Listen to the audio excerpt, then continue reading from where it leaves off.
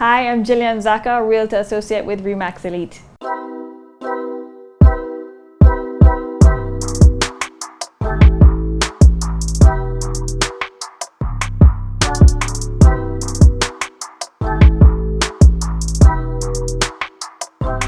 So when a seller is getting ready or has made up their mind to sell a property, first thing people see when they approach a property, of course, is outside, the curb appeal as we call it.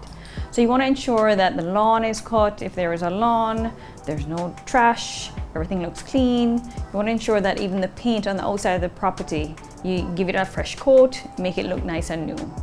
Once you get into the property, you want to make sure you remove all personal items. That's the best thing. The best thing you could actually do is to remove all items, but personal items, pictures, just general trinkets to be removed is great.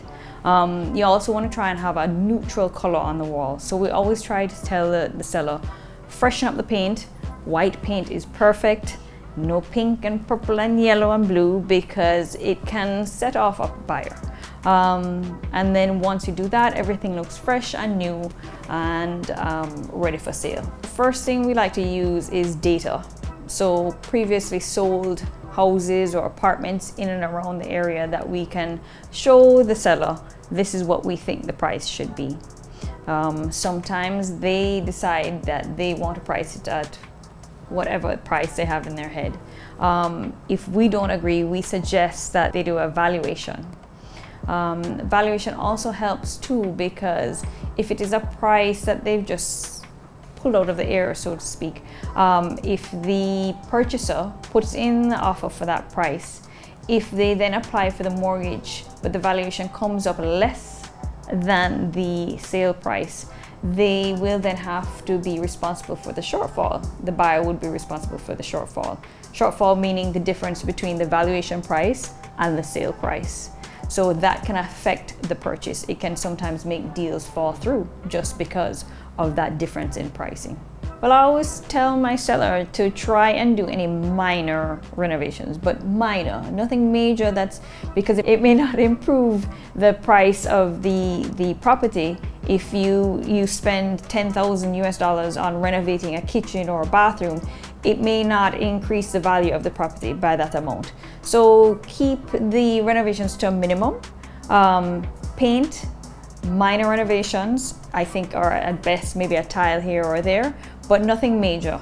If it is that somebody is going to come in and they're probably going to want to come in and put their spin on it anyway, they're going to end up taking out what you've just spent money putting in. Well, timing definitely plays a part, but the time is now.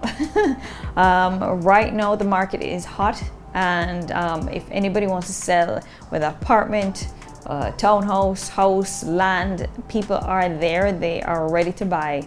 So it just matters whether or not, like, you don't want to be selling your apartment to then turn around to buy another apartment, because what you sell it for is probably not going to be the price you're going to pay for the new place. So they have to be cognizant of that.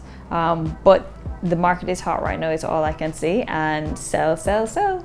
Sellers can help to facilitate an open house. First of all, we ask that sellers not be there during this time.